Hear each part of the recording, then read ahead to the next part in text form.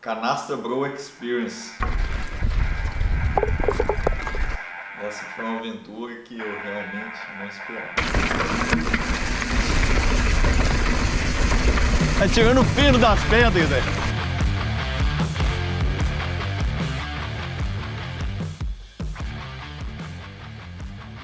Bom, eu fui convidado pela equipe lá da Bro, do Desafio Bro, para participar do Canastra Bro Experience, segunda edição de 2021. A gente já vinha namorando, conversando sobre o evento, mas as datas não estavam coincidindo e aí com essa pandemia mudou todas as datas e quase de última hora a gente conseguiu fechar. Eu fui participar da segunda edição do Canastra Bro Experience. Eu tô vindo de uma sequência de finais de semana, sequências de provas e tudo mais, e na minha cabeça o Canastra Bro Experience ia ser uma forma de eu relaxar um pouquinho, sair do ambiente de prova, sair do ambiente de competição, porque o Bro ele tem dois eventos, que é a Ultra Bro, que é uma competição mesmo que a galera vai correr, e o Bro Experience, que é para a galera ter uma experiência justamente das pessoas que correm a Ultra Bro. Então na minha cabeça eu ia para lá, passar um final de semana, curtir o mountain bike, aproveitar bastante e de certa forma relaxar, sair um pouquinho desse ambiente de prova, já que no final de semana anterior eu corri uma prova e no outro final de semana eu vou correr uma outra prova que eu estou concorrendo aí na liderança do campeonato. Então realmente eu estava indo lá para relaxar. Acostumado a ir para Minas Gerais, muitas provas em Minas Gerais, o tempo todo pegando o carro, Espírito Santo, Minas, 8 horas de viagem, no máximo 9 horas de viagem com as paradas. Eu não me atentei na distância da Serra da Canastra. Minas é um estado gigantesco. E na noite anterior eu fui ver no aplicativo Waze a distância da viagem, 13 horas se eu fosse direto, ou seja, minha viagem estava próxima ali a 14, 15 horas de estrada, quase 1.000 quilômetros de carro, sozinho, e não tinha mais jeito, eu tinha que encarar mais esse desafio, mais essa etapa aí para chegar no Canastra Bro Experience. As pessoas perguntam muito como é que funciona o evento. Você paga uma inscrição de R$2.000 e poucos, aproximadamente R$3.000, mais as despesas de viagem, que no meu caso, como foi uma viagem longa, ela ficou um pouco mais custosa. Se eu fosse de avião e alugasse um carro, ia ficar até mais barato. E vai variar de cada um, dependendo da região onde vai sair, justamente isso. Então o pacote, que está incluso aí a inscrição, mais o kit, que vem muita coisa, muito produto da região, muito produto de qualidade, as roupas do próprio Bro, chinelo havaiana mesmo, legítimo, muita coisa que realmente chamou a atenção, e uma mala impermeável, tudo com muito carinho. O pessoal recebeu a gente ali, não só pelos produtos em si, mas a forma que a gente recebeu esse kit e que a gente estava ali pronto para usufruir daquilo tudo. E o que chamou bastante atenção nesse kit são as meias, porque ele fez uma meia para cada etapa, e em cada meia tinha um mapa de altimetria de cada etapa, que eu, como marinheiro de primeira viagem que estava indo lá para curtir, não tinha olhado nenhuma, não sabia nem o que eu ia encarar na Serra da Canastra. Bom, então acordei e fui encarar a viagem. Então, 1.000 quilômetros ali de estrada até a Canastra. Eu cheguei lá à noite. O pessoal que chegou um pouquinho antes já estava, eles podiam almoçar na terça-feira, né, que antecede o evento, e à noite eles foram participar de um luau, ver o pôr do sol ali, bem bacana. Eu só vi as fotos, infelizmente, mas cheguei, já estava rolando o briefing da etapa que ia rolar no dia seguinte. A gente ficou hospedado em barraca, lá o esquema todo é assim, então todos os atletas ficam hospedados em barracas. Você tem a opção de uma barraca que é o kit de rico, que é uma barraca maior, mais espaçosa, e aí você paga uma taxinha um pouco maior para ficar nessa barraca. Se eu não me engano, existe uma barraca que inclusive você pode dividir com mais uma pessoa, e para quem tem dificuldade de dormir em barraca, é sim uma boa opção. A outra opção é que, como a gente estava numa pousada, existiam os quartos da pousada. Então você podia ficar no quarto da pousada, com ar-condicionado e tudo mais, mas você ia perder um pouquinho da experiência de estar ali na galera que Com certeza, isso fez a diferença de todo o evento. Tudo pronto, as coisas na barraca e a gente já pronto ali para partir para o primeiro dia. Acordamos mais ou menos 5 e pouco da manhã, café da manhã a partir das 6 da manhã, tudo incluído, é só chegar lá, fazer o seu café da manhã.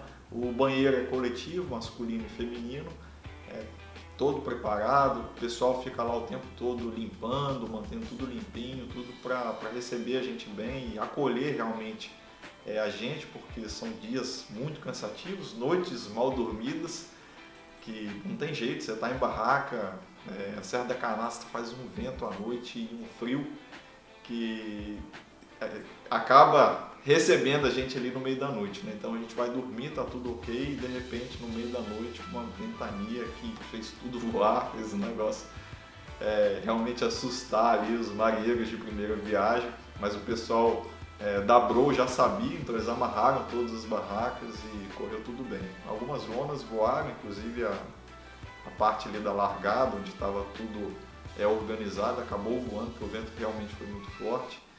E isso tirou o sono aí de muita gente, inclusive o meu. Falando do evento agora, a primeira etapa era o prólogo. O prólogo eram 16 quilômetros num circuito, que é um bike park na própria pousada lá, e a gente ia percorrer esses 16 quilômetros em busca de um tempo. Esse tempo ia definir qual grupo você ia ficar.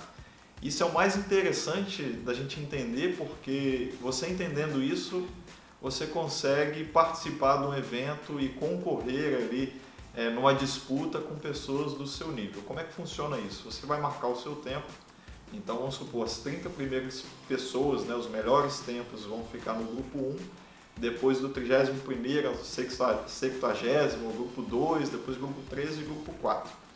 Tá? Isso vai marcar por tempo. Ou seja, o grupo 1 ele vai disputar com o grupo 1, o grupo 2 vai disputar com o grupo 2, ou seja, são pessoas de níveis muito parecidos. Tá? E dentro de cada grupo desse vai ter uma divisória de idade.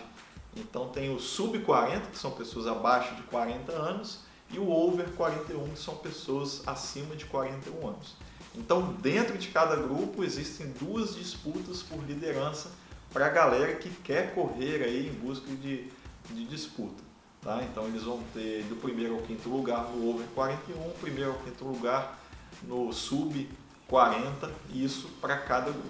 Definida a etapa do prólogo, que a gente corre esse XCO, é uma boa oportunidade da gente também sentir um pouco do terreno local. A gente encontra ali cascalho, a gente encontra brita, a gente encontra muita pedra e já começa a entrar no clima da canastra, principalmente do calor. Como eu falei, eu fui para lá com outra intenção, eu não tinha o objetivo de disputar, mas tinha uma galera lá que estava numa disputa acirrada e isso torna também o evento bastante divertido. Apesar de ser uma Bro Experience, apesar de eu estar na minha cabeça que eu ia lá simplesmente passear, isso não era possível. Porque a galera não deixa, a galera te chama para andar e o próprio terreno te desafia, e ao longo das etapas eu fui percebendo que não dava para fingir não. A primeira etapa, após o prólogo, era uma etapa de 60 km, mais ou menos 1.800 de altimetria acumulada, e aí eu conheci a Serra da Canastra. Um lugar totalmente diferenciado, repleto de montanhas, não tem plano, não tem uma retinha, ou você está subindo ou você está descendo. Eu com coroa 36, não teve como fingir. Por mais que eu quisesse andar leve, por mais que eu quisesse passear um pouco, na hora que chegava nas partes de montanha tinha que fazer força. E em cada etapa dessa, cada dia desse, a gente tinha 3 especiais. As especiais eram onde as pessoas marcavam tempo em busca da liderança da Bro Experience. E aí no final do dia tinha toda aquela comemoração, pódio, brindes e tudo mais para a galera que estava brigando ali pela liderança. Então só para entender melhor, a gente saía para um deslocamento, esse deslocamento de mais ou menos 20, 15 quilômetros, e aí entrava um especial. Cada dia a gente tinha um especial, às vezes de subida, às vezes de descida, e ali eu conheci também uma novidade para mim, que eu não tinha experiência nenhuma, com a Serra da Canastra, que eram as descidas em pedra. Então na primeira etapa, dá para perceber que realmente quando eu cheguei nas pedras eu não sabia o que fazer. Eu falei, cara, como que desce isso aqui? O que eu vou fazer aqui? Inclusive a Jussara passou do meu lado E eu falei, é assim que desce, né? E logo depois ela caiu. Foi uma situação até engraçada, mas naquele momento eu entendi que para descer, para encarar aquelas pedras, eu ia ter que acelerar. Não dava para ter medo, não dava para recuar. E aí eu comecei a pedalar mais rápido por cima das pedras e entender um pouquinho melhor aquele terreno. E aí sim, a habilidade da gente vai aflorando. Inclusive na segunda etapa eu comentei isso com alguns atletas, como é que aquela parte difícil, aquela parte desafiadora da primeira etapa já estava se tornando fácil, porque basicamente a gente andava em cima de pedras ali o tempo todo e os rock gardens muito monstruosas, coisas que realmente aqui na minha região não tem, e lá eu tive que aprender de certa forma na marra, mas foi uma experiência incrível. Eu que gosto de trilha, gosto desses desafios aí, foi marcante e eu me diverti bastante. Outra coisa que as pessoas perguntam quando viram as fotos, viram os vídeos e tudo mais, é desafiador, não tem jeito. Então quem não tem habilidade técnica não vai descer, vai acabar empurrando ou vai acabar aprendendo de alguma forma. Existe o risco, sempre existe risco, sempre existe risco de queda ou de você ter que simplesmente empurrar boa parte daquelas partes ali que a gente desceu. Uma outra opção que eu achei muito interessante, o evento é totalmente inclusivo, então a gente vê ali a divisão de categorias, né, os grupos, como eu falei, e o grupo 4, além de ter essa divisão de categoria, ele não passa por todas essas trilhas. Então mesmo que uma pessoa esteja ali no grupo 3, no grupo 2 e está com medo, né? Às vezes a pessoa anda bem, pegou um tempo bom no primeiro dia, ela pode simplesmente pular para o grupo 4 e decidir, cara, eu não vou me arriscar nesses rock gardens malucos, eu quero simplesmente curtir a vibe do evento, eu quero passear, eu quero olhar a vista que é encantadora. Por vários momentos a gente simplesmente parava no meio da trilha para tirar foto, fazer vídeo e tudo mais, porque é uma região que, se eu contar aqui para vocês, não dá, é inexplicável o que a gente vê, né? O que os olhos da gente vê. A gente até brincava com isso, cara, não adianta foto, não adianta vídeo, o que a gente está vendo e vivendo ali é inexplicável. As pessoas, principalmente do grupo 4, era uma união entre eles e era o grupo mais demorado, então a gente fazia, só para vocês terem ideia, a primeira etapa, a segunda etapa com 6 horas e meia, eles chegaram a fazer com quase 9 horas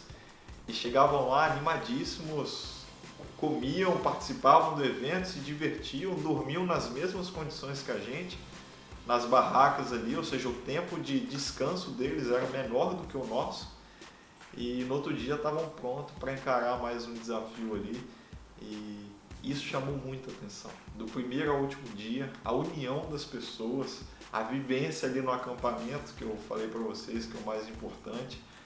Você chega lá, às vezes não conhecendo ninguém, e sai de lá amigo de todo mundo, porque é impossível. Você está dia a dia no acampamento, no refeitório, no banheiro, onde quer que seja, você está convivendo com as pessoas e essa troca de ideia é muito interessante. Bom, a bicicleta, o pessoal pergunta muito qual bicicleta correr a Bro Experience. Lá tinha de tudo, tinha hardtail, tinha full suspension. Dentre as full suspension a gente viu bikes de 100mm e bikes de 120mm. Tá? Obviamente, full suspension com 120mm você vai ter mais facilidade para encarar esses terrenos mais difíceis, a leitura da bike é muito melhor. E depois vem a full suspension e muita gente com hardtail que não fingiu, passou por tudo ali. Então assim, é possível você participar da Serra da Canastra ali com uma hardtail tranquilamente. Tá? O que vai contar mais ali é a suspensão. Então se você tiver uma hardtail com uma suspensão boa, isso sim vai fazer uma grande diferença aí no seu pedal, uma suspensão de entrada ali. Talvez não tenha uma leitura e não tenha uma resposta diante daquelas pedras, porque realmente é muita pedra. E isso pode se tornar uma dificuldade ali para você durante essa experiência. Rodas mais largas ajudam bastante a leitura do terreno. Pneus mais cravudos, mais largos também. Eu estava com Barzo na frente, Vitória Barzo na frente, Mescal atrás. que é como eu costumo andar em todos os terrenos. Eu não mexi na calibragem, então andei com a calibragem que normalmente eu ando. Não aconselho pneu muito vazio nem muito cheio. Se você andar com o pneu muito cheio, principalmente nas partes de cascalho e tudo mais, a bicicleta vai sair. Se você andar com o pneu muito vazio, quando você bater numa pedra, você pode beliscar um aro ali e até quebrar uma roda, porque a pancadaria é grande. Grupo, eu acho que 2 coroas ou uma coroa, a grande maioria lá estava com uma coroa, 12 velocidades. Eu fui de coroa 36, não aconselho, é muita subida, 1.800 no primeiro dia, 2.000 no terceiro dia. No quarto dia, que seria mais light, a gente subiu bastante também, não me recordo exatamente, mas não tem jeito, ou você sobe ou você desce.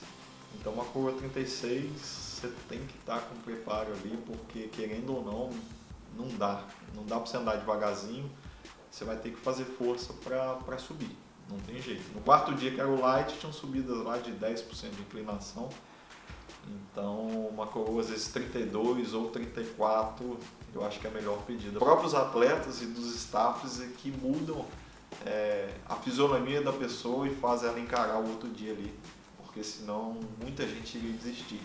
E teve queda, obviamente teve queda, teve gente que se acidentou, teve gente que teve que tomar ponto, teve gente que distendeu o músculo, e esse tratamento aí também não há o que falar.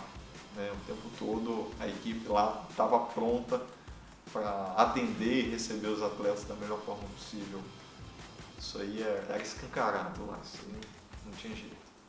Outra coisa que você vai contar também no evento é com o apoio neutro da Shimano. Eles estão lá o tempo todo, seja na largada, que tem uma base gigantesca da Shimano. Eu inclusive precisei trocar a pastilha da minha bicicleta, mas você também tem o apoio durante a prova ali. Então, nos pontos de parada, o pessoal da Shimano está lá. Então, se tiver uma emergência, eles estão prontos para te atender. Inclusive, a gente teve um episódio lá com uma vaca que resolveu atacar os ciclistas. E ela pegou em cheio 2 ciclistas.